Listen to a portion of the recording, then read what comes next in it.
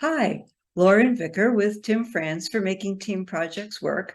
And in our past videos, Tim and I have been talking about inputs into the group process. And now we're actually moving to talk about team processes. Our topic for today are team norms. And so, Tim, welcome. And how would you actually define a norm? Well, Lauren, norms are this shared standard of expectations that teams have, and they can be implicit expectations or explicit expectations and obligations.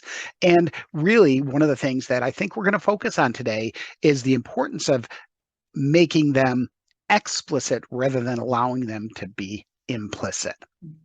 And so, Lauren, what do you think of when I say norms? What are some examples? Well, when I think of norms, I think of just general social norms, like we come to a stop at a stop sign, or everyone arrives on time for class is kind of those things that are expected of us. But could we dig a little deeper and talk about what it actually means for the group members and for the team?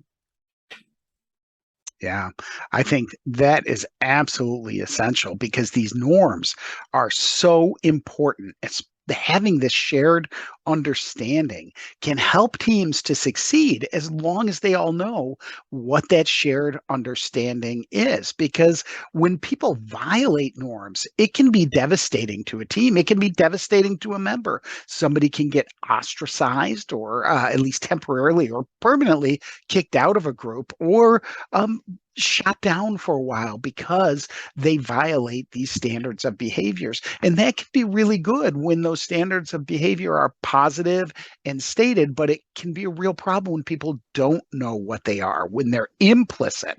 So I think one of the things that to me is so important is making them explicit. So when I think about norms, I really think about setting norms. So what advice do you have for our audience about how to set norms in a team in the classroom? Well, probably the most important thing is for the group to actually talk about those behaviors that will guide everyone's behavior. We've seen teams where we walk around and people are on their phones and maybe on social media when they're supposed to be working on the task.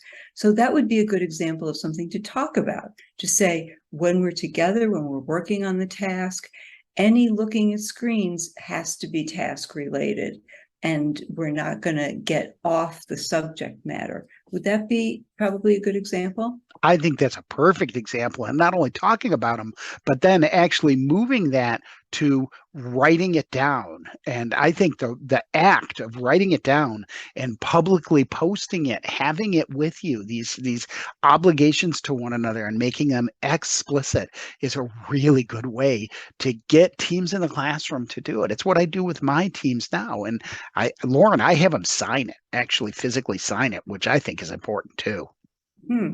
I think that's a great example. And I know that there'll be more about that written in this week's blog post.